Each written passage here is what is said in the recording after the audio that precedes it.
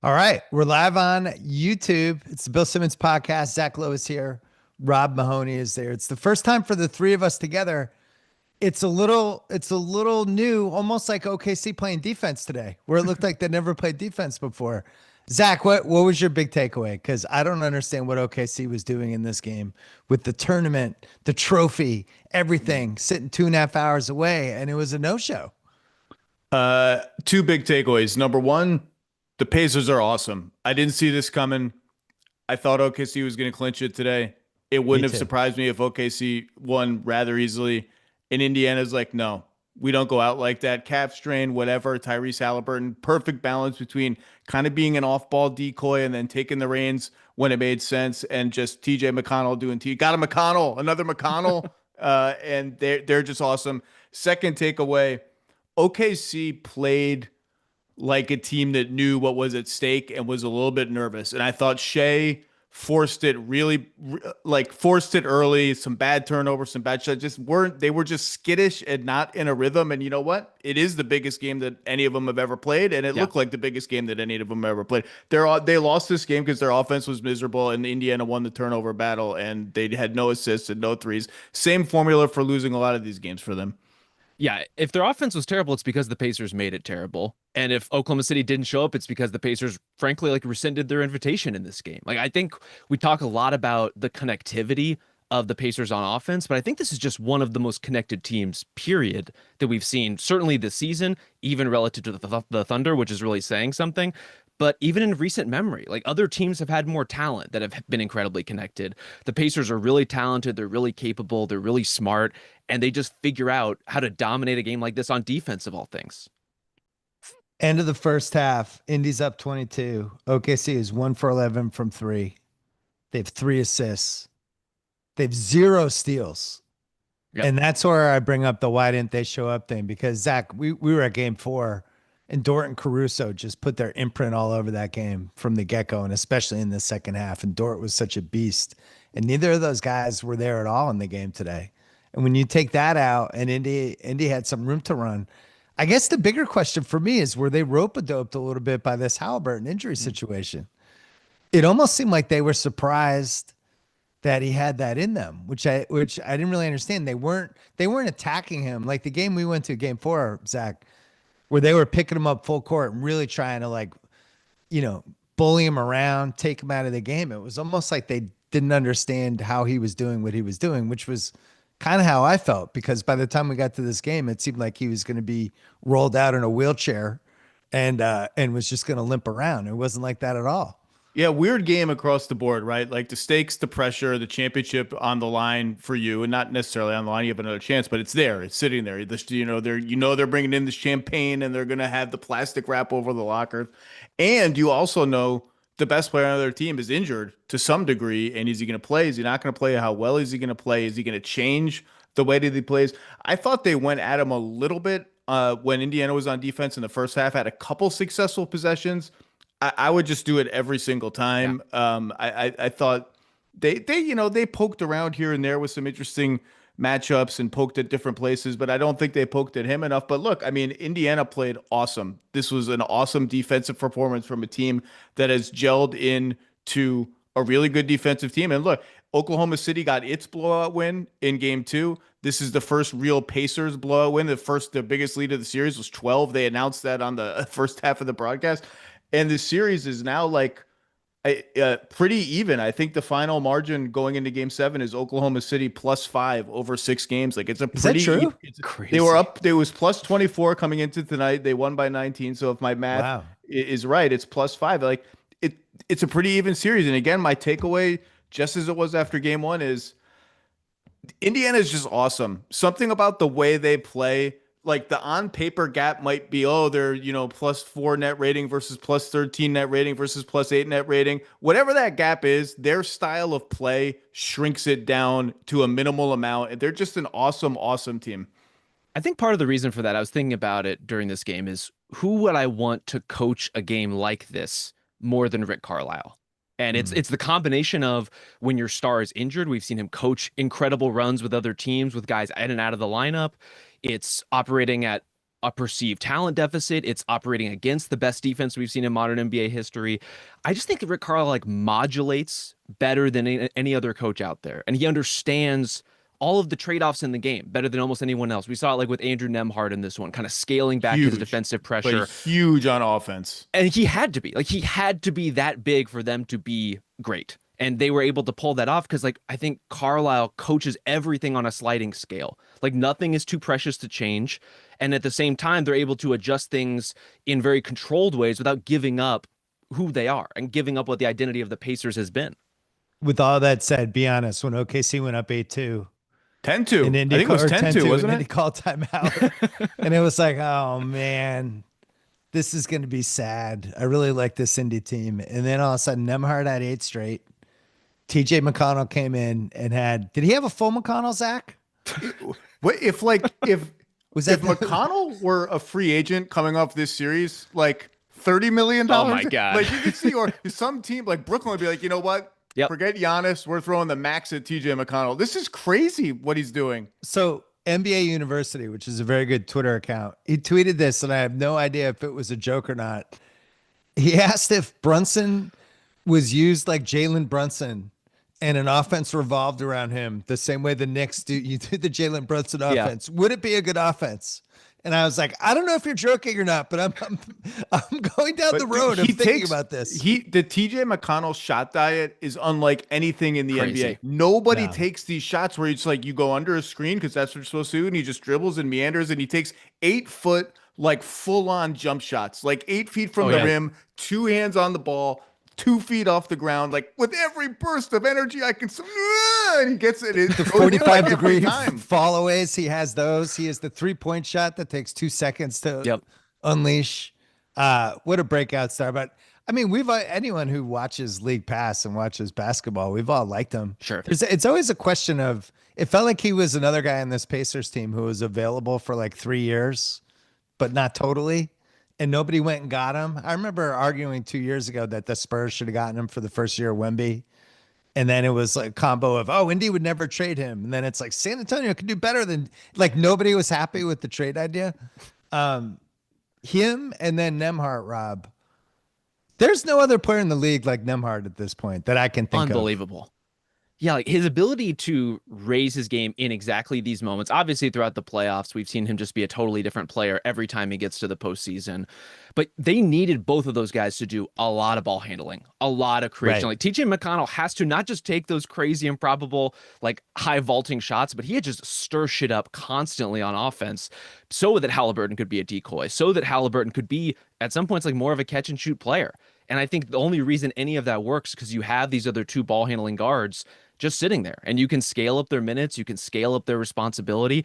And I think Nembhard in particular, one thing he never gets enough credit for, he's such a great low risk ball handler. Like, he just does not make a lot of stupid mistakes. He does not make a lot of crazy audacious passes, although he did throw a beauty no look in transition to Miles Turner in this game, which is about as flashy as Andrew Nembhard gets, and I salute it. Those guys are absolutely essential in a game like this. And they're going to be absolutely essential again in game 7, even with Tyrese Halliburton having a couple of days and a couple of icy hot patches and however many, Advil he can take between now and then. I got to do my thing right now. I got to do the thing that I do every Pacers game, every Pacers podcast. How many minutes are we in now? We haven't said his name yet. We haven't said his name yet. 9 minutes in. Pascal Siakam. Oh. Just doing everything for this team. 16, 13, 3 assists. Defended J-Dub a little bit, which we hadn't seen much of the series. Defends anybody you need him to defend. Got out in transition early in the game and kind of forced his way into the game and forced the Pacers into the league. This is what we do after every game. It's like Halliburton, McConnell, one game it's Mather, and then we're 25 minutes. It's like, oh yeah, was he the best player on the Pacers again today? Maybe, arguably, I don't know. But we never lead with him, and he's just always there, humming in the background, doing stuff. And especially in the first quarter, there was a couple of moments in that first quarter that looked a little rocky for them. And he was like, I got this, guys. It's funny you mentioned Mathurin. I'm not positive he played in the first half.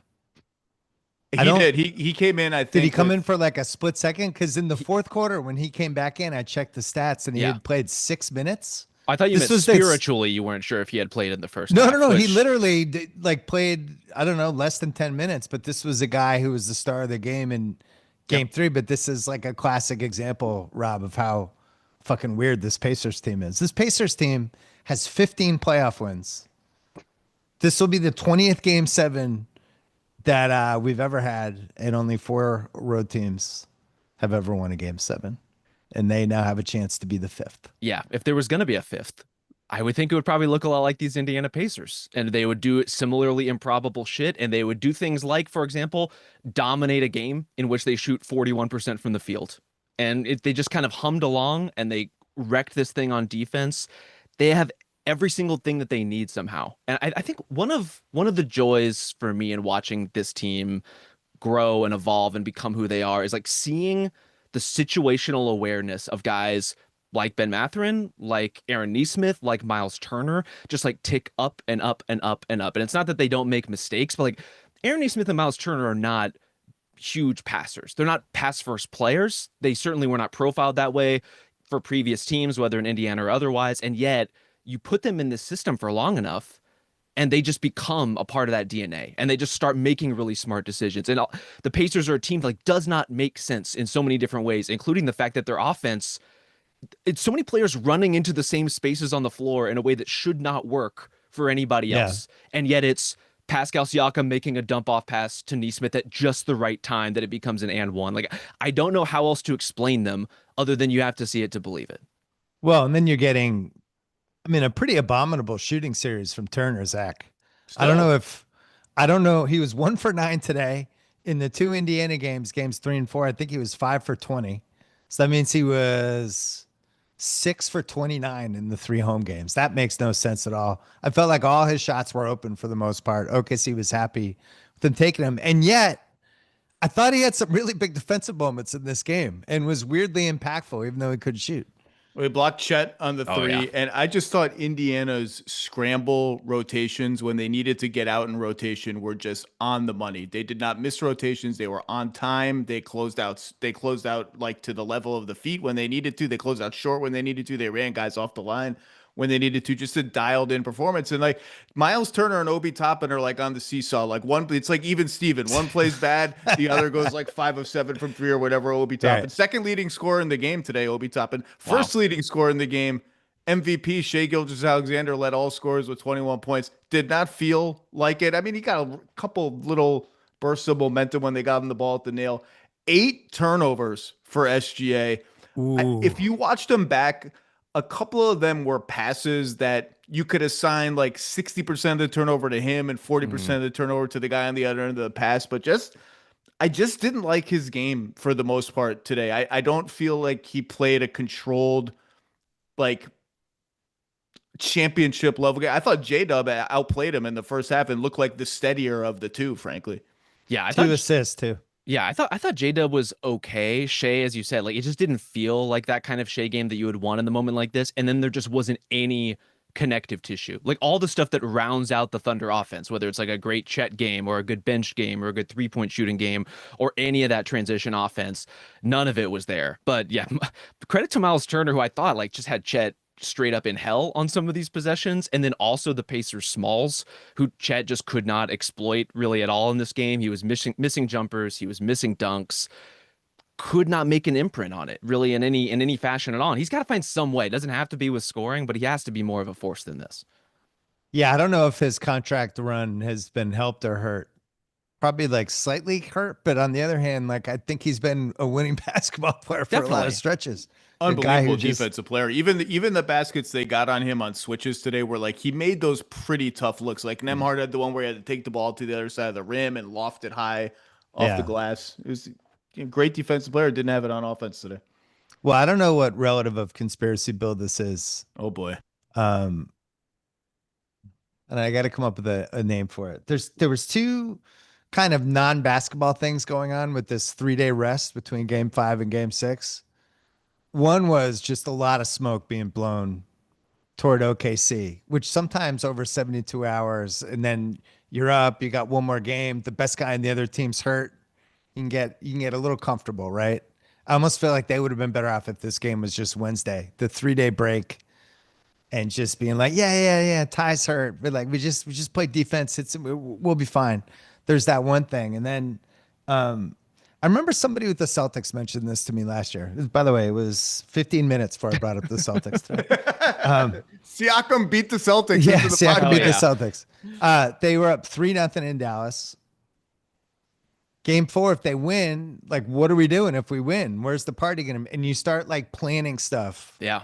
and it's not just the players, but it's the organization. And teams can deny it; they can say it's not a real thing, but I'm positive it's a thing because I was in Dallas watching it happen. Your brain just start like I think with the Celtics last year, their plan was to go to Miami after the game Mhm. to do all the trophy stuff, and then jet to Miami, and they had a setup, and it's like your mind drifts like a tiny bit and all of a sudden your focus is off. And I don't know. The OKC seemed to me like a team today that the focus was off from this team that was just a team of piranha. They were not piranha today. No. And I don't think, I mean, honestly, Indiana can win game 7 in No OKC if question. OKC plays defense like that again. They can. Again, I thought the offense was and the pain inflicted by the Pacers defense was almost as big, if not bigger, of a Yeah. story to me than Oklahoma City's shortcomings on defense. But a question I would ask you to, as we dig into that very thing, is like if you look back at this game, if you watch this game, the how of like how did in the actual the first 3 quarters, the non-garbage Yeah, quarters, right. I think the Pacers had like 5 turnovers or 6 turnovers total. So Yes. as you watch that game, They had 2 at halftime. it's now 20 minutes into the rear view. How did they manage to protect the ball so well against this defense? Like, what were they doing or not doing to like? It's not like Oklahoma City's not trying to get turnovers, not swarming at the rim. Like, what did No. they do to do that? I think so. It was almost, I think, 30 minutes of game time before the Thunder had their first steal. Like it, even those minimal turnovers were all dead ball side out, like taking all the momentum out of the possession. I think a big part of it and some of Indiana's like most successful stretches in this series have been obviously the kind of freewheeling way that they like to execute wears down all kinds of teams, mixes things up for all kinds of teams.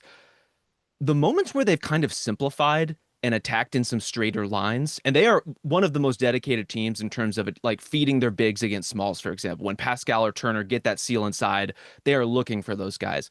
But it applies in lots of different ways to attack. I think there's a way in which making Tyrese Halliburton the decoy and running some more traditional kind of basic action, weird as that sounds, against a defense as ferocious as Oklahoma City, kind of simplified things in a way that simplified the reads that they were making and led to fewer of those like I'm just caught and don't have anywhere to pass possessions that they were so guilty of in game 5. So I agree with everything Rob just said. And I was writing this down over and over again in my notes as the game was going on. OKC just wasn't pressuring them the same way. They weren't meeting them up at half court like they were, especially in the second half of game 4. And then I thought the first half of game 5, where they were basically making them start the offense 35 feet from the basket. That just, Indiana was starting the offense wherever they wanted in this game. It never, ever, the pressure was never an issue in this game. I wonder how much of that was they got called for a lot of early fouls. And I wonder how much of that was like they just started kind of pulling back a little bit, whether it was to avoid foul trouble or whatever, you had to. Yeah. And ultimately, it just kind of facilitated the flow of the game for the Pacers. Well, Zach, we said that after game 4, right? When we were talking about once Dort and Caruso were getting away with the physicality, the game flipped once they realized that it was basically a football game. It was not a football game today. Caruso, by the way, an improbable minus 33 while he was on the floor. J-Tub minus 40. Like the Thunder just don't ever have that happen to them. To answer my own question, I thought they were like very smartly selective on throwing entry passes. Like, Cason Wallace is fronting Pascal Siakam. You know what? We're just not like, let's pull it back out. They threw a few, but I thought that like they were like much more cautious and just saying, this is like a 50-50 chance they're going to steal this. Let's just reset the offense and do something different. Yep. That's a really good point because we talked about this a couple games ago when SGA or Wallace was on somebody in the paint, like a bigger guy, and they would rope Indiana into throwing the entry pass, and every time they would tip it or jump around. And today we didn't see those passes. So that might have been part of it. I still feel like I promise you, Daigneault, who's a pretty quiet guy. I don't know if either of you have a feel for him. But he'll go nuts when he watches the defense tomorrow. It's like, this is just not who we are, guys. If we're gonna win the title, we got to take it. Why are you making a face, Rob? I really think it was the offense more. Like Me too. this was the worst Thunder offensive game by the like that's not me Right. hyperbolizing. That Bad is the 3-point shooting, by everything. the numbers, their worst offensive game of the entire season. Like that's what the data says in terms of their efficiency in this game. And now some of that is coming from the other side of the ball. They're obviously bleeding into one another. And like you're not getting the free points if you're not forcing turnovers in exactly the way we've been talking about. But Yeah. they have to be better in the half court too. Like they have to find ways ultimately to score against this Pacers defense. And like you got to give Andrew Nembhard a ton of credit for that. You have to give the rotations, as Zach was talking about, pinpoint, really precise execution. Like that's what it takes to win finals games like this. And I thought they were just more on that level than the Thunder were. You know what the answer might be? It might have been their offense and their defense because they were down by 30 after Turns three out. When you quarters. get down by 30, it's your offense, your defense, the other team Yeah. playing awesome. That's how you get a 30-point blowout in the NBA Finals. But they're getting what 20 extra points a game off steals and all that. I Yeah. do feel like that would get them going. And Totally. I feel like Dort and Caruso to me are the engines of this team because they always know for the most part in the vicinity of what they're going to get from SGA. And then Jalen Williams has just gotten better as the playoffs went along. His minus 40 today, notwithstanding, not to mention 3 days of Scottie Pippen comparisons, including on this podcast after game 5. Scotty's like, hey guys, settle down. Let's have him win one first. But as we head to game 7, I'm trying to figure out what OKC would have learned from this game from how do we fix the offensive side standpoint, Zach? Because SGA had a couple where he drove left and he kind of got swallowed up, which I haven't seen many times this year, where he didn't get the push off stuff. He didn't get his at the rim stuff. It was weird. Oh, that's going to be a little mini battle. Is that the Pacers have toggled on and off throughout the series. We are going to double Shea when he gets to that spot on the left side of the floor. Today they toggled it on, and Oklahoma City, with the exception of like one decent Aaron Wiggins kick out 3, which he missed, did not look ready for it. They threw like Shea threw passes late like that got stolen. They just did not look prepared for it. And knowing Rick Carlisle, he might toggle it to like half off to start game 7, knowing that they're going to be looking for it.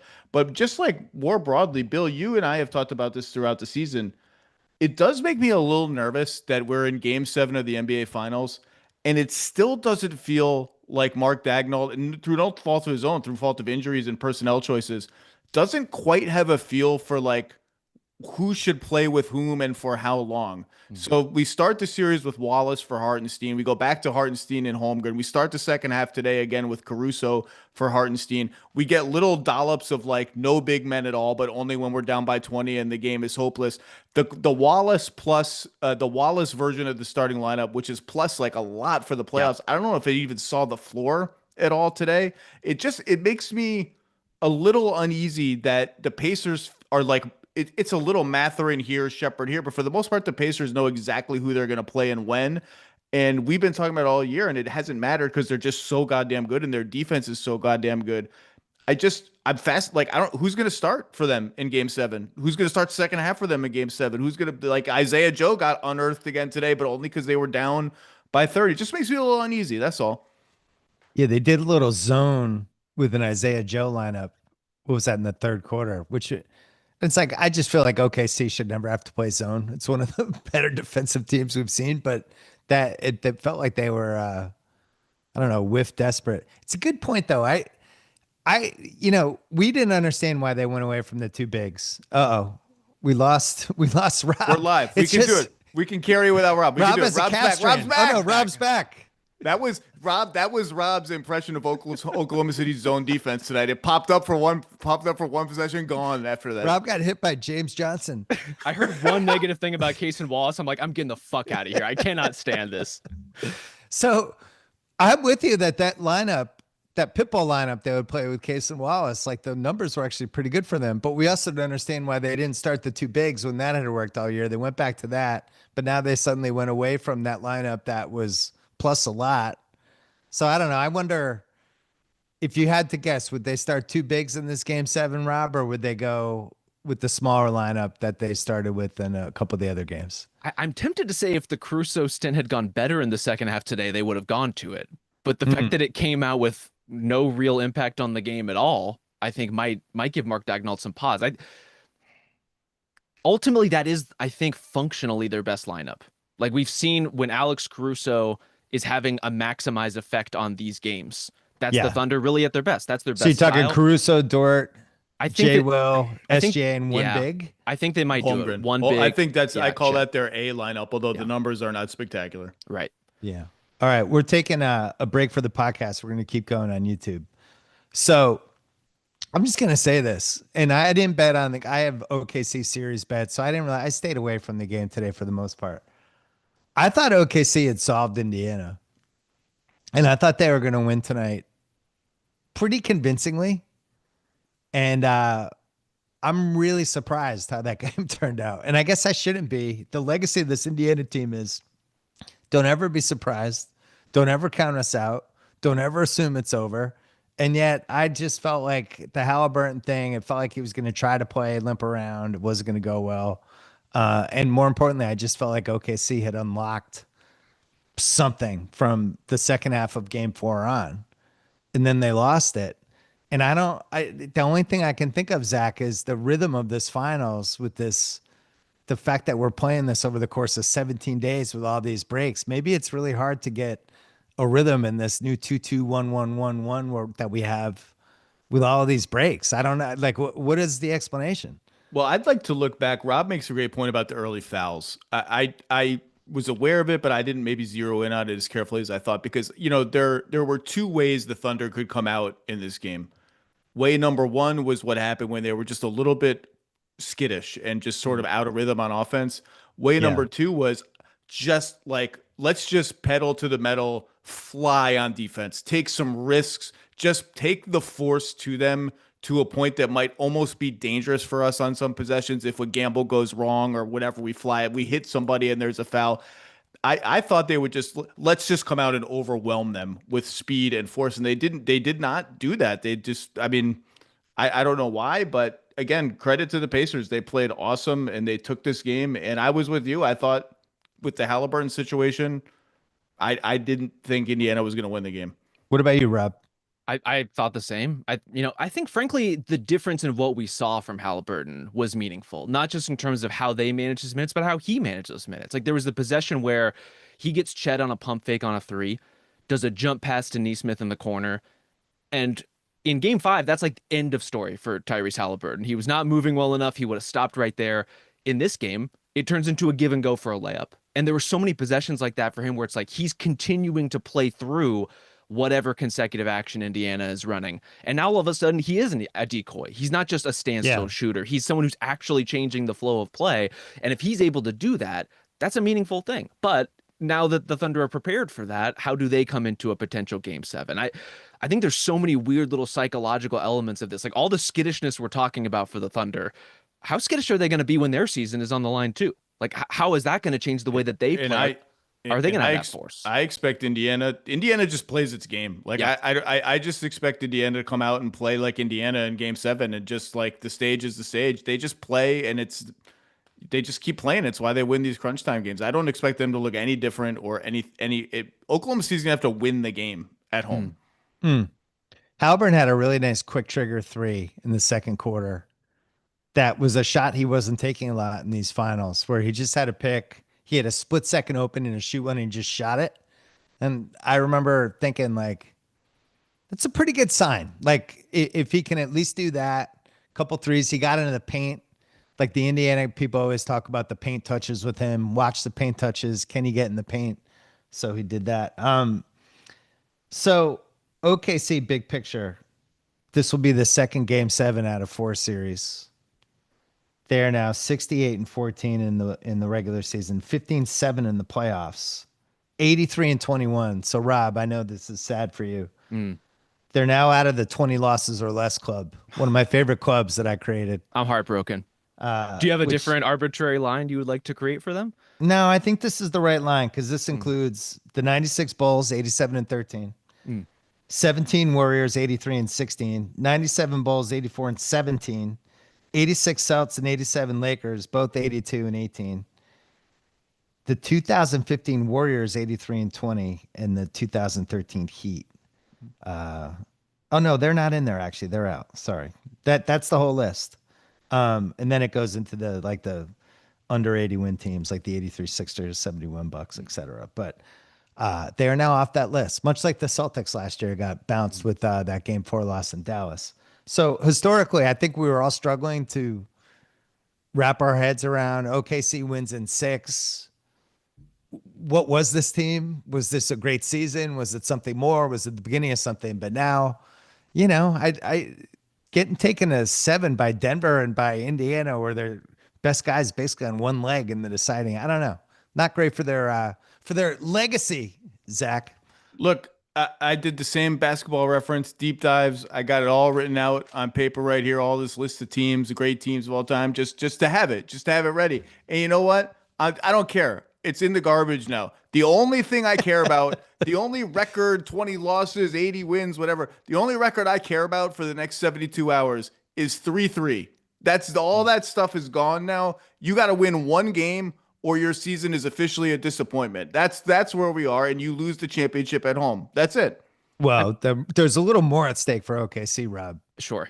I mean, blowing the 3-2 lead, blowing the 68-14 season, and losing at home, becoming the 5th team ever to lose at home in a game 7. That it's almost like there's more pressure on them, even though they're the home team. I think you could read it both ways, and I think all of that is true.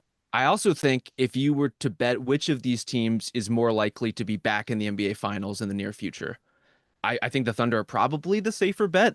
That's no disrespect to the Pacers, but just like the reality of what the Thunder have built and the way it is constructed to last, it's incredible. They're going to be good for a long time. We have every expectation of that. I just think in terms of what is actually at stake, all this legacy talk, how we're going to contextualize them, it's really cool if you can wrap up the finals in 5 or 6 games. Winning a game 7 in the NBA Finals is pretty fucking cool. And that can cement you in a different kind of immortality than basically anything else can. And so when you're talking about consummate winners and we're talking about what stars do we compare Shea to if the Thunder were to go on to win, or Tyrese Halliburton or Pascal Siakam, whoever goes on to win, like there just is no bigger feather in a cap than this. All that matters is that you win in the end. Like all these discussions, it's like you either win or you don't. And all that matters is you win. It doesn't matter how you do it. It doesn't matter what the margin is, because it's hard to get one. I mean, it's hard. It's like by any measure, this team is incredibly well positioned to get multiple titles. I just think people are writing that, even with this team as well set up as they are, too casually. Like it's hard to win a lot of NBA championships. Like people are like, well, they could win 3, 4, 5. Like, whoa, like it's hard to win that many NBA championships. You got to get one. Think about what the 2021 title means to the Bucks. Like everything's kind of been disarray since then. First round losses, trade rumors, all that. They got one. And that validates everything that came before. And it really lessens the pain of everything that comes after, no matter what it is. You got to get one before we start having these historical. Boston, thanks for bringing them up. The best shot at breaking the no repeat streak was going to be, I think, a goal of theirs to really cement their to your point about historical context and not knowing how to place the 60 whatever win Boston team from last year that had this margin, but they didn't feel like the 86 Celtics or whatever. One way to elevate yourself and to stamp that first championship is to repeat. And they talked about how much they wanted to do that. They didn't get out of the second round of the playoffs and their best player got injured. Like it's really, really hard. You just got to win. Everything has to stop until you win one, because one is still really hard to get. Well, one thing about game 7s, at least recent history, and we're going back, if you go post ABA merger, we've had 1978, 84, 88, 94, 05, 2010, 13, and 16. They're usually pretty close games. They're usually really tense. They're ugly. Oh, yeah. They're not like exceptionally well played. You look up and you're like, oh my God, it's at the 4th quarter yet. And it's like 2 minutes into the 2nd quarter. There's a weightiness to it. I was lucky enough to go to the 2010 one and the 2013 one. Were you lucky to be at that one? That's a lucky, I guess. Well, I was lucky from loving basketball. Yeah. I was absolutely miserable afterwards as the confetti dropped and the Laker fans are going nuts. That was miserable. But yeah, there's there's a weight that you can feel in those that I can't really describe. Yeah. Everybody who's in their seats, everybody who's on the benches, everybody who's on the court, they understand like this is like life altering stuff now. That if you win this is the rest of your life. If you lose it, you'll be thinking about it the rest of your life. They usually come down to one or two plays. They usually come down to one random dude on one of the teams just getting hot or making some shot. Like in 2010, our test just hit that three, and that kind of decided the game. Like nobody in the arena wanted to take him. He took it. In 2013, did you go to that one, Zach? The game 7? No, I wasn't there. Which was an awesome game. Everybody remembers the Ray Allen shot, but the next game was really great. And Duncan had a little bunny from like 5 feet to tie the game with like 50 seconds left that he's made his entire life, and it didn't go in, and he couldn't believe it. And they had to foul, and he like sunk to the. I'll never forget seeing him. He smacked the floor, I think. Sunk to the ground, punched the ground, like he just couldn't believe it didn't go in. But a lot of times these games come down to that. So I feel like this will be a good game. I don't think this will be. Usually in the earlier rounds, it's so and so wins by 30. I don't see that happen in this game. What do you think, Rob? I'm in line with that. And to your point about the random role player, the random guy, like this is a Lou Dort, Aaron Nesmith, Alex Caruso, Andrew Nembhard kind of moment. Wiggins, this is a Wiggins 6 out of 7 from absolutely. 3. And I think by extension, like in games that are that tense with that kind of physicality that get that ugly, that's also like a Pascal Siakam kind of moment. Like who is the most adaptable piece on the floor? Who is the guy who can do a little bit of everything? He's been in the finals before. Who's the guy you trust with 3 seconds left on the shot clock to hit a crazy turnaround that he has no business hitting just by the nature and the context of the possession? That's Pascal Siakam to me. Like those are the possessions that he manages to turn out through sheer versatility that almost no one else in the series can. Like J-Dub has some of that. Obviously Shea's like an incredible shot maker. Like they're guys who can hit great shots, but I will be incredibly shocked if Pascal Siakam does not have exactly that kind of Swiss Army knife effect on game 7. Like that's just who he is the impact he's had on these games. I'm going to throw out Mathurin again too, who did nothing today and really hasn't done anything since that game 3. But my guess is Carlisle, who's been in situations like this, he'll just have like multiple grills on the oven going, and he'll be like, I'm going to throw Mathurin in the pan for 2 minutes here and just kind of see what happens. And what does Ben Shepherd have going? Anything? And he'll sprinkle guys around until he sees somebody that he likes. Whereas OKC, I think Wiggins would be the, especially at home. And then the defense of Dort and Caruso, I would say, would be the other two. But, this could also be a situation where like Shea is just awesome. Jalen Williams just awesome. I love game 7s. It's crazy to me. Can you name the 4 teams that have won one? On the road? Yeah. Cavs, right? Yeah, Cavs is the most 2016 Cavs. The Festus Ezeli Classic. Oh, come on. 6 straight points, trapped 25 feet from the basket against one of the greatest players of all time. Your 1969 Boston Celtics is one. The 74 Celtics in Milwaukee. Coming off Kareem's skyhook in game 6, where it seems like they blew the series. And then the 4th one. I'm really trying to get it. Not a lot of buzz for this series. Might have even been tape delayed. The 1978 Bullets Sonics. Wasn't gonna get classic. Bullets went on the road. Dennis Johnson 0 for 14. Pre-Twitter. So, I don't think he took a huge beating. Seattle comes back the next year, wins the title. And that's it. Those are the 4. We've had some close ones. Like 2013 Spurs came damn close. 2010 Celtics, that was down to the last minute. That 05 Spurs Pistons game was a rock fight, but was still pretty close. Nobody liked that series. Wait, we should do an off-season project of like rewatching 2005 Pistons Spurs. Like everyone hated it. It went 7. It was super intense. There's a huge Ori shot in there somewhere. I think game 5. No, the wrong teams are in the series because, Indiana was the best. Ironically, Artest was in the arena tonight because the Pacers had everyone back, including Artest. And I guess there's no line anymore for who gets invited back because facts are facts. Like he started a huge riot in a game, got suspended for the season, and cost them the title. And they're like, "Ron, welcome back. Here's a Pacers jersey." But I thought the '05 Pacers were I thought they were probably the best team that year. And then Miami was really good too. And Wade got hurt. Yep. And we just kind of ended up with this Pistons Spurs. Duncan was hurt. Like it was a Horrific. weird one. It was just one of those years. Zach, your idea is both a great editorial idea and also Spotify insurance does not cover the mental. Rewatchables 2005 finals is not going to happen. No, it was a rock fight. It's The a lot horror of game pain. was really good though. No, but I think that was one of those years where we were like, thank God for the Suns. At least we get to watch one team run a fast break and do some stuff. The 94 Rockets Knicks game was another one that was a rock fight. 88 Lakers Pistons was really fun. 84 Lakers Celtics was, pretty famous game. 88 Lakers Pistons game 7 in LA. Is that the controversial Lambeer foul on Kareem at the end of the game? Is that game? By controversial, do you mean Okay, I was just easy. Yeah, I was just teeing you up. Okay.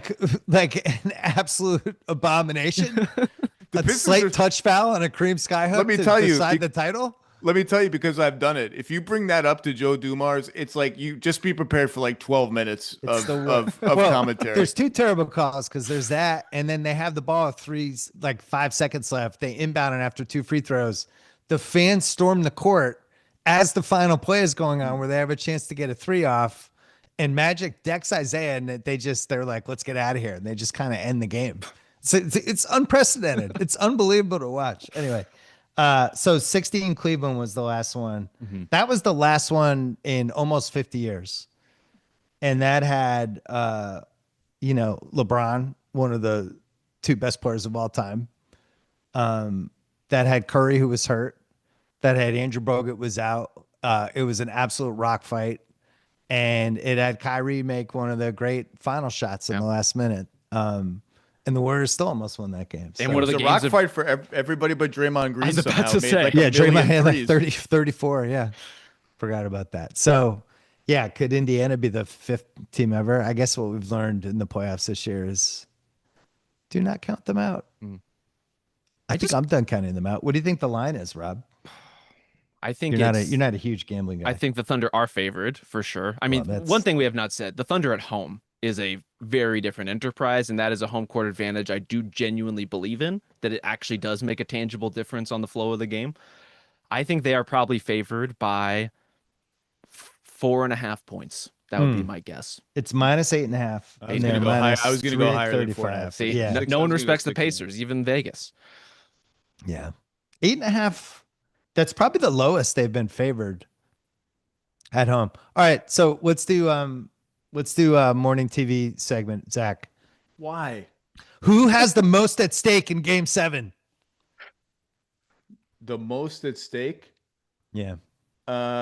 Okay. I'll take the bait. I'll take the bait. Yeah, Most I at stake. got you. Most at stake in game 7. Yeah. It's Shea Gilgeous-Alexander. It's capping an MVP season with a championship, and I think he's probably still the favorite to win Finals MVP.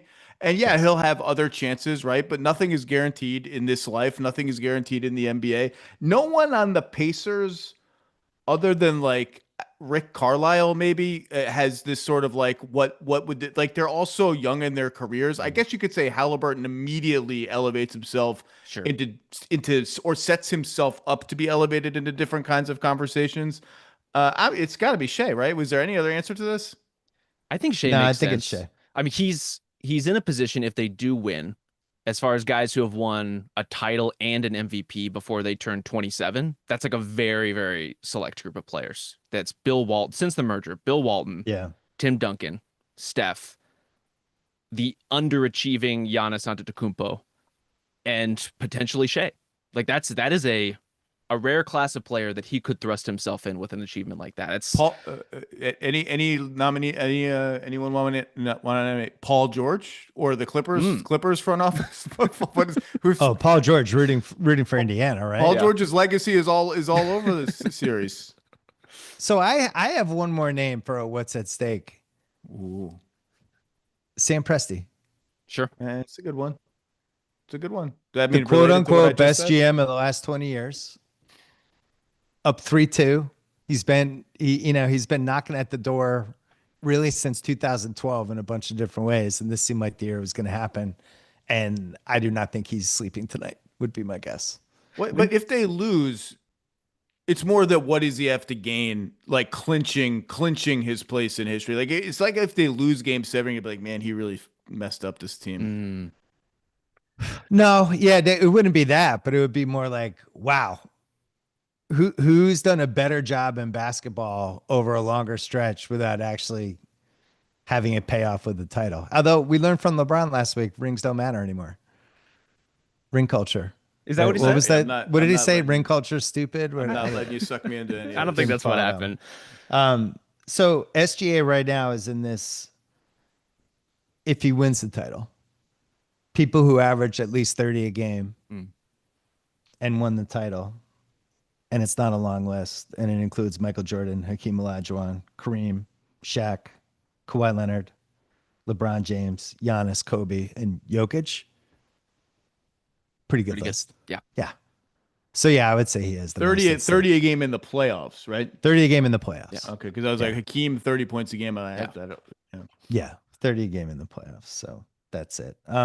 There's a slight Jalen Williams could do a big game James Worthy in the 7th game. That's true. And have that kind of, Why is that just slight? He just had 40 points. Well, it's a game 7. It's, I'm saying like James Worthy had an iconic game 7, right? He won the, did he win finals MVP? I can't remember. But that's always been the James Worthy game. Although I remember it the way Zach did as I can't believe they called that foul on Lambeer game. And why doesn't anyone care that people are jumping on the court? So we'll see what happens. Zach, did you care about the Lakers selling for a valuation of $10 billion, not actually $10 billion? I cared about the Lakers selling. Yeah. I mean, I think there's a lot of tentacles to that and how it could go going forward and the gradual exiting of the Bus family from, total control of the team. I think that's very interesting. I don't want to talk about it yet. Can we talk about the finals for 2 more minutes? Okay. What else do you have? Give me more finals topics. They just updated the stats on NBA.com. And I just want to read the offensive ratings for the series. Indiana 109.5, Oklahoma City 110.5. That is about the equivalent of the Utah offense against the New Orleans offense in the regular season. I just want to tip my cap to both defenses because this has been a defensive series and both of them have stepped up to the plate, including Indiana. Like those are pretty stark. Like these offenses have kind of been ground into nubs in this series. Like that's pretty impressive stuff. That's all I wanted. I just saw the numbers. I wanted to say that before we talked about the Lakers. Rob, who do you think I don't want to say underestimate in terms of the Pacers defense, but like maybe you weren't categorizing correctly because you look at the Thunder defense, obviously in the regular season, the numbers were what they were. Their success was what it was. It drove a 68-win juggernaut season, that defense. And you could look up and down, J-Dub, second team all defense, Lou Dort, first team all defense, or at least Worthy. And, that's not say nothing about guys like Caruso and Hartenstein who might have made it if they had been healthier. You never really hear any of that with the Pacers. You never really hear it about Andrew Nembhard or Aaron Nesmith or Miles Turner or Pascal Siakam. And I'm wondering, like, what is it that we are missing if it's in terms of individual talent, or is it just the kind of collective play and the way those guys are able to work off of each other? Like, what is it that it's been able to elevate their defense in the way that it has? I guess my thought on that would be they try so freaking hard consistently, which I think is like, it was JJ had that quote during the season when they asked him, what did he learn coaching a team? And he's like, the number one thing I've learned is that you have to try really hard. And when you don't, it gets really hard. Like he had one of those quotes like that. It was like, I've learned that over everything else, how important effort is. It sounds stupid, but effort matters the most. In Indiana, for whatever reason, those guys play really, really hard all the time.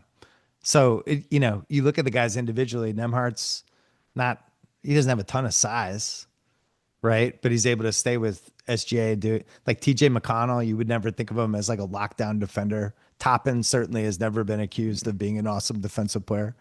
You go on down the line and it doesn't really make sense. I do think Nesmith feels like he's finally moving the way he did before he hurt his ankle in that Knicks series.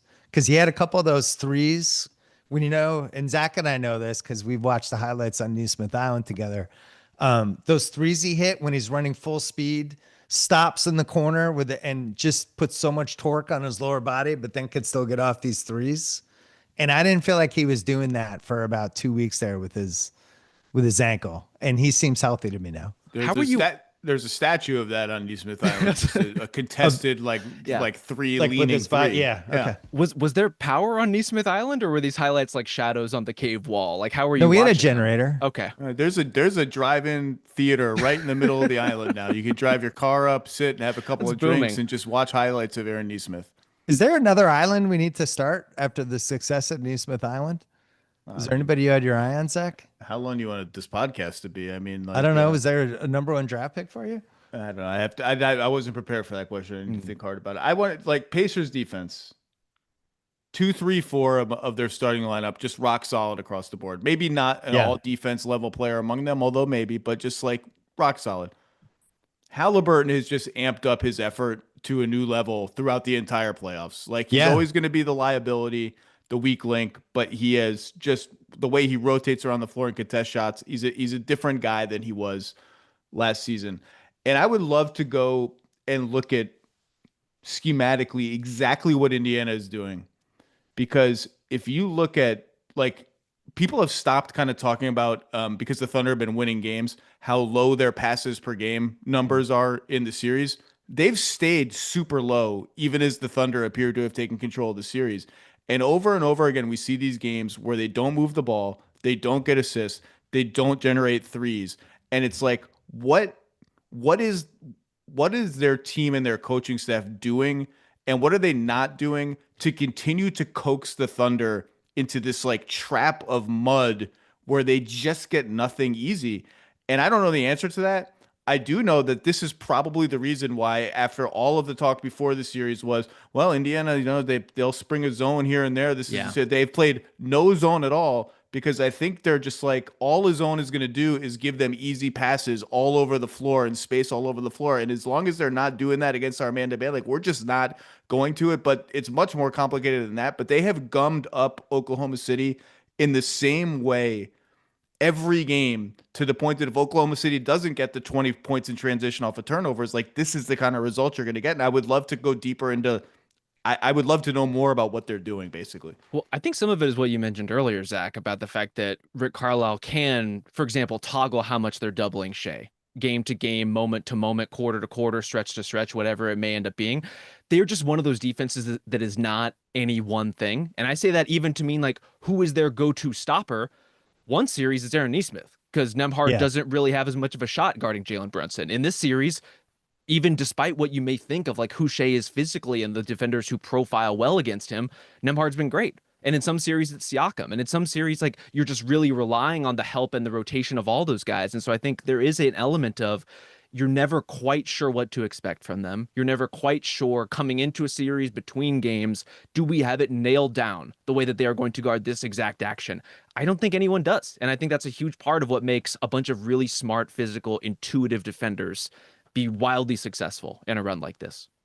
Yeah, Zach's toggle thing, it's actually a football. It's like a cornerback blitz or like a safety, but like, where you kind of know a blitz is coming. Maybe it's not coming. Oh no, it's going to come a lot. Nope, it's not coming anymore. And that seems like what they're trying to do to SGA. And they're sending those late blitzes at him. It's pretty cool to watch. Zach, my broker, I'll call you tomorrow. There's some opportunity on Cam Whitmore Island if he's in the Phoenix trade. I don't know if you're interested. Maybe a cabin. I mean, he could average 20 points a game at a snap. All right, Rob, let us know if you want. If we're gonna put a little. He was, I want to say, the first or second overall pick in our group chat expansion draft exercise this year. a lot of Cam Whitmore fans over on group chat. We believe. Did you want to talk about the Lakers? I rudely swayed the discussion away from the Lakers. It seemed like you wanted to talk about the Lakers. Well, it was the most interesting thing that's happened since the last time I've talked to you, and I haven't talked to Rob this whole finals. Just something that had been rumored for a while, and especially after Mark Walter bought the 27% in 2021, and he had the hammer if they ever tried to sell, and it was like, well, if they ever sell, it's going to be to this guy.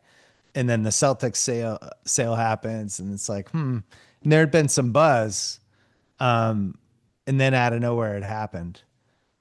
And I'm not positive it was out of nowhere, because there had been some rumblings, but given the fact that he had the big stake already, and then the Buss family kept 18%. So he only had to buy another 48% to get that majority stake.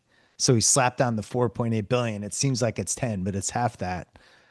It's still like a crazy amount of money for a team that doesn't own an arena. And I had the same reaction with the Celtics. Like, even though I knew the number was going to be the number, I'm still like kind of staggered.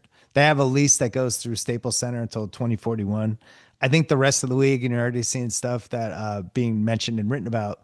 The Lakers notoriously really frugal for a team that was the signature franchise in the league. There were millions of stories. They are but a about mom this. and pop franchise, Bill. Yeah, they're being run like the local drugstore in Pasadena, and meanwhile they're the biggest drugstore in America.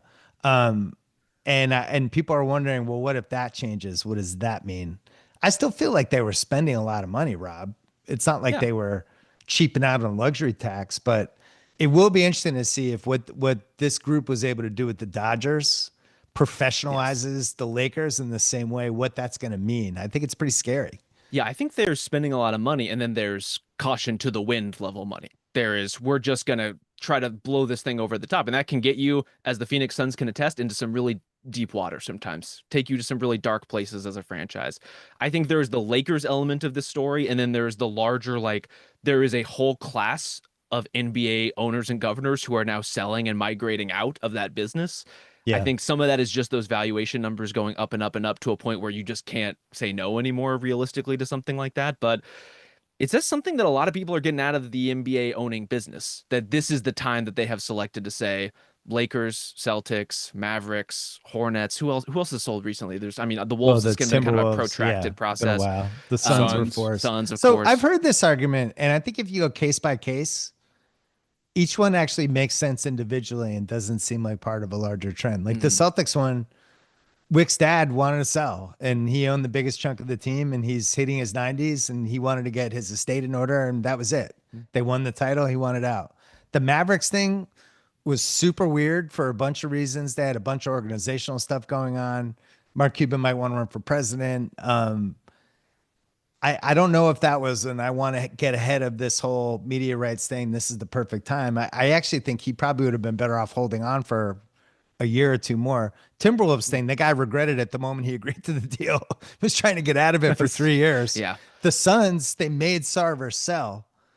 So this is the first one where I guess Portland's in that group too, although that's been another kind of long. That was like that. Process. Yeah, that was like a family. The guy died and left it to the family. I think when you have a lot of siblings and a family and siblings getting older and they start thinking about the estate tax stuff, I think it does change. Like they look at him like, hey, we can cash in now. We split all the money and there's ways to do it. But Zach, you think going forward with the Dodgers owning the Lakers basically and Luka Doncic in there, this is a pretty safe bet to be a dominant franchise now, I would say, for the next 10 years, because they've proven they can do this with the Dodgers. Well, I mean, people are going to laugh at the idea that, you know, do the Lakers need more? I mean, they're the Lakers. There's a reason Laker exceptionalism, stars just fall into their lap all the time. Like they already had this baked in advantage.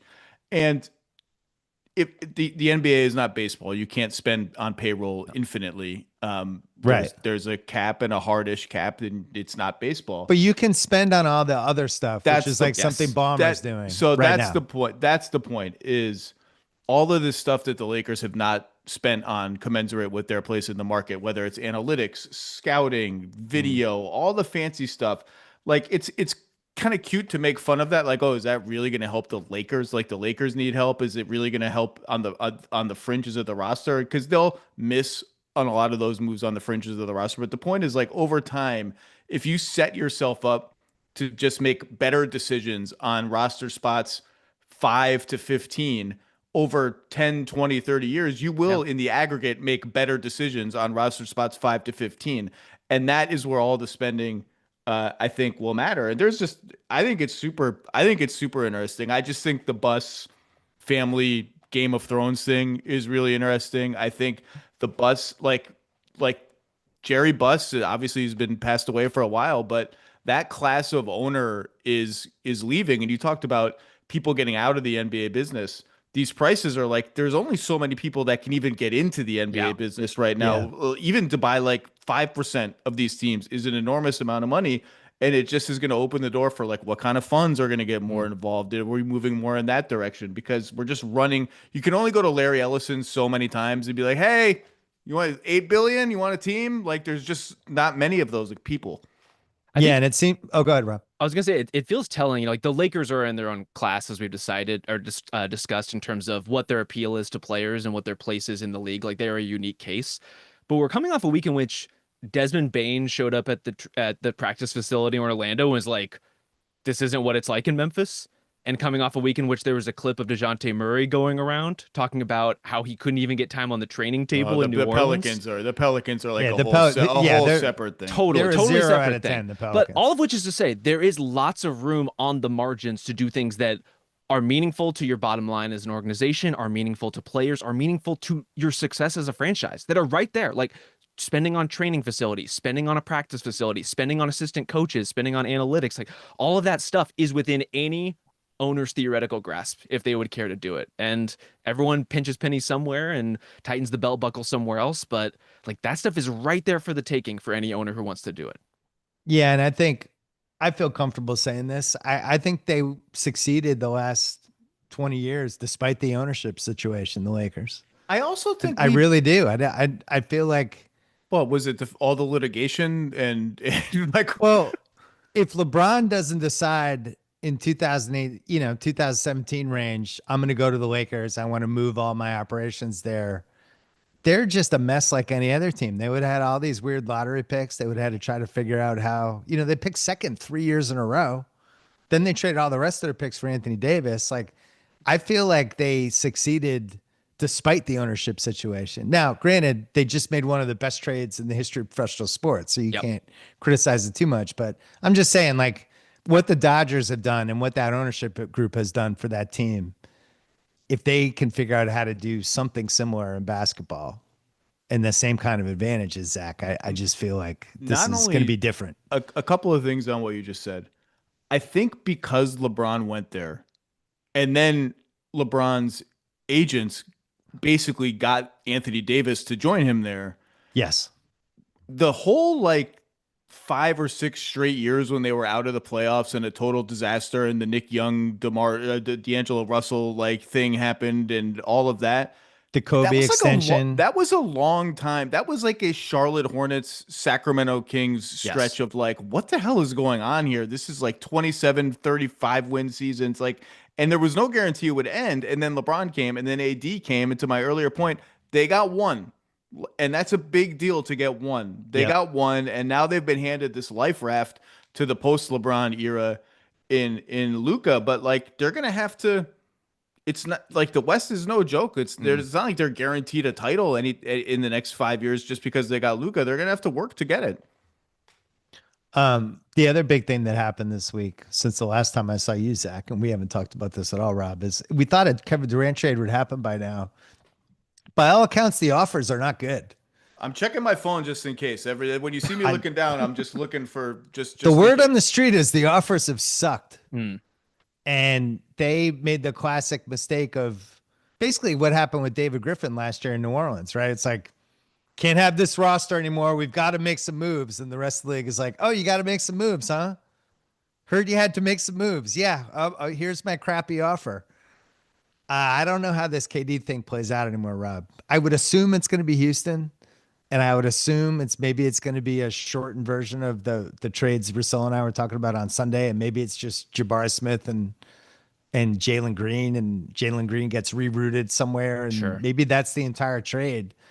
But at some point, the price becomes low enough that if you're Phoenix, you might have to go, look, KD, we tried to trade you. There were no good deals. We're keeping you. I think that's easier said than done, though, with the Jalen Green aspect of that. Like nesting dolling the Jalen Green trade saga within the Kevin Durant trade saga and trying to find the third team that's like super high on Jalen Green. It's very hard. I think it's quite challenging. And like I can understand like Houston for Kevin Durant, I would love to see it. I think it makes a ton of basketball sense. Granted, the varying levels of agreement within that organization as far as like who is gung-ho about that move and who is more patient about it. I get all of it. I think they have proven defensively and in terms of the core of that team that they are ready to take a step forward, that they're ready to consolidate some of that talent with exactly a player like Kevin Durant. And so I think there should be a lot of will on Houston's side to get it done. I understand why they might be slow playing that market and why Phoenix would be kicking the tires on everyone to the point that like, have we already rounded the corner to Detroit being in this conversation? Is that a thing yet? Because I feel like they could be in this conversation if they I've care. been waiting. I've been banging this drum for 2 weeks, Come on. 3 weeks. They like, definitely why should not? be. Come on. Well, there have to be some prize in there other than the Tobias contract. Of course. Yeah. Like Just a matter of who you like. Are some you a Ron picks, but Holland, it's like Jaden Ivey? I don't know. I still It like feels Jabari. like a If I great can get ending. Jabari, I'm excited. It feels like a great ending for Kevin Durant's sort of strange, meandering career post OKC is like this random franchise that's been kind of in purgatory to bad for quite a long time in this market that doesn't draw free agents. What if Kevin Durant and Cade Cunningham and Asar Thompson and Jalen Duren made the finals one year for the Detroit Pistons? It's a perfect ending. What if he saves the American auto industry? You know, like, I think there's lots of options on the board for us that could be very exciting. The Chrysler Durantula coming is crazy. I'll tell you this: if I'd want to be in the East, if I was anybody who's, I guess Durant's already won some rings, so maybe he's looking for basketball. You happiness, guess he's Nirvana. already won some Well, rings? no, I'm just saying he doesn't have to chase like That- some other guys. A burner account is going to tweet I something know. just because you said I know that. he's won some rings. Sorry, Kevin Durant. Please don't at me. No, but I think he's probably looking for basketball happiness more than I have one more chance. I need my third ring because so-and-so only has two. I don't think he thinks The that most way. interesting part of the Houston-Phoenix negotiations to me, which I assume just comes down to Phoenix identifying 2 or 3 things they'd like throwing in and Houston trying to hold on to 2 of those 3 things or whatever it is the 2027 Suns draft pick. Because in trading for Kevin Durant, I'm probably making your team worse in the short term, for the next couple of seasons at least, and giving you a puzzle that you've got to build your way out of before that 2027 draft pick comes due. And I'd like to keep it. Like, I'd like to keep that pick. And, I assume Phoenix is absolutely dead set on getting it back. And I just think that's a really delicious little piece of like, I would love to be on those phone calls. Well, we're at the point now where it seemed like there were 3 teams. Like leaving Indiana this weekend, it seemed like it was a 3-team race. He said he picked his teams. All right, here we go. Now it feels like 8 teams might be involved. Like, I'm prepared for anybody. Like you threw Detroit out. I don't think that's crazy. Like, I think they should be. I don't think it's the Toronto Lurkers. The Toronto Lurkers. Who knows? Loiterers. The Toronto Loiterers. Zach, I wish you cared about the draft because the Ace Bailey saga is the other way. I care. I've been on the phone for all of the last 2 days. The Ace Bailey saga. This has not really happened since like Amari Stoudemire 20 years ago, where somebody's just refusing to work out for teams. Yeah. What level of no-show are we talking about? Like, are the restaurant reservations made and he is just like not going on the trip and they have to cancel everything? Like, how far in the process just sitting is he by getting? himself at a table. Sir, it's been 2 hours. I don't think your party's showing up. I think Daryl loves this. This is like, you're challenging me to draft you now. I'm going to do this. You think I'm afraid? You think you're scaring me, Ace Bailey? Listen, it seems like he has pretty shaky representation around him. I'll say that seems to be the word in the street. They're doing things a little unconventionally, maybe in the wrong way. Conspiracy Bill's wondering if he's just trying to push himself to Brooklyn at number 8. I don't think he's getting there. Number 8. You don't think he's getting there? I don't think he's. I don't think no. You know what? Look, there's a lot of because Stoudemire fell to 9. Conspiracy Bill should be just having a blast with the Ace Bailey thing because there's like 7 different Ace Bailey conspiracies floating around the league and the top 10 teams in the draft. And my net conclusion to putting all the conspiracy theories together and meshing them into a ball is I don't think you would get to 8, but maybe I wouldn't be surprised. Yeah, I would guess someone in that Pelicans Wizards. Yeah, it's like the Wizards have to take him. They just have to. But, on the other hand, that's the kind of selection that has ruined the Wizards / Bullets for the last 40 plus years. But it's interesting. It's a really fun old school, completely hit or completely miss prospect where you could see all these different scenarios for it. But yeah, that's been a talk of the league as well. And it'll also be interesting to see if I think people are expecting maybe Philly will move backwards a spot or 2 spots to try to pick up some extra assets, dump a contract. That Utah, who knows with this stuff on social media, what's true and not true. But that whole moving back 2 spots with Utah, giving them Paul George, So Utah here's moves up 2 spots. I just don't know why Utah would want to even move up 2 spots so there's when the thing. If Ace Bailey has gone from number 3 pick to where is he going to get picked? Hmm. What is you and so now the whole 3 to 8 is just shuffle it up. Some guys will go higher. I think Trey Johnson's probably climbed a little higher or whatever. But like, yeah. if I'm Utah, why Oh, am look if I at Zach if, knowing the draft this year. yeah, look at Jesus. that. If it's Who are you?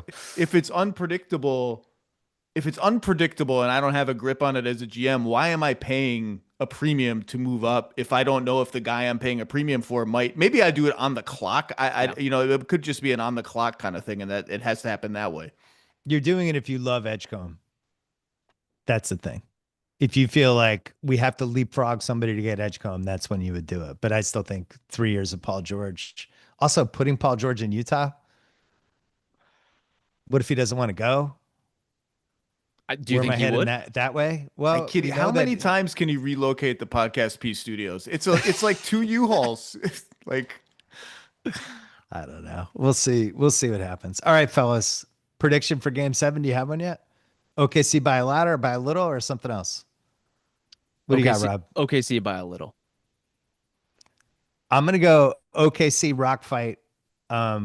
Close game for 3+ quarters, and then maybe they pull away and win by the 7-9 range. Zach. OKC's up 2 with 10 seconds to go.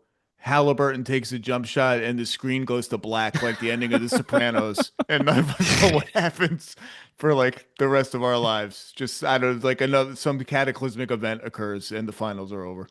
Well, I'll tell you this: if Indiana wins Game 7, it will be the first team mentioned when we talk about like the Hickory High type, craziest sports movie type teams that actually won the If NBA they title. win, They I'm will be telling you mentioned right now, first. if they win Game 7, I'm drinking on the podcast after the game. I will do the podcast with a drink because it'll just be such an incredible start to finish run of crazy finishes, and you counted us out and shots that go up to the ceiling and go in. I'm drinking on the podcast if they win. I think Indiana wins, and then they go, ratings were the lowest it's ever been for a Game 7. And we have to do that whole thing. It's like, yeah, this was a fucking awesome basketball series. Yes. Fuck everybody. I think if they do win, they would be probably like the team of my lifetime, to be honest with you. In terms of the run that they've been on, like there's nothing like it. There is no comparison. It only happens point. in baseball. We see it happen in baseball where an offense can just get hot for 3 weeks and one pitcher is pitching well and they're like, oh my God, we just won the World Series. Like the 2013 Red Sox were a little bit like that. It never happens in basketball. Nope. I didn't make a real prediction. I guess you guys did, so I should make one. I'll cop out and go OKC wins a very close game. That seems to be the most likely of many, many different scenarios, but I'm officially at the stage where like almost nothing would surprise me about this series. Nothing, no outcome. Do you like my revised final schedule of going Thursday, Saturday, 3 days off, Game 3 Tuesday, Game 4 Thursday, You had 3 days off in there somewhere? just between Game 2 and Game 3 for the travel? So Sunday, Monday, and then part of Tuesday off, and then you're playing Tuesday night. No, Thursday, Saturday, Yeah.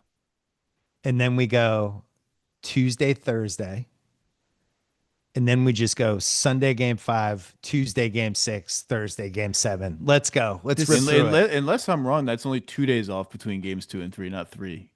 Sunday, Thursday, Saturday, and then Tuesday. Sunday, Sunday, Yeah. Monday off. Right. What I'm hearing is this sounds a lot like your podcast schedule. Like you just want to align. Oh, the I NBA didn't even think of finals that, with Rob. your That would be a pod. great idea. You know?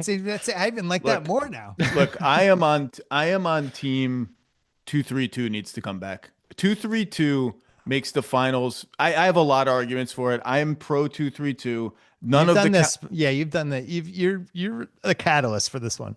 I've been on. I love 232, and it allows you to have the 2 days of rest fewer times than happens in 22111. I think you could. I'm going to go through it at a later date, but I love 232. I never have really understood the two big arguments against 2-3-2, neither of which is Hollinger wrote about this 15 years ago. There's the argument that, well, it's unfair to the top seed because the top seed should always have game 5 at home. And then it's like, well, it's unfair to the lower seed because it's impossible to win 3 straight games at home. Well, who is it unfair to? The answer is it's not really unfair to anybody more or less than the 2-2-1-1-1, 2-3-2.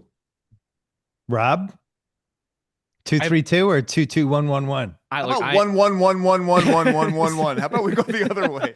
I am but a media member, so I'm always rooting for less travel, especially when, as Zach said, there's no real actual reason for it to be 1-1-1 by the end. I like parking in a place. I like laying some roots. Let me hang out in a final city over the course of those 3 games on the road.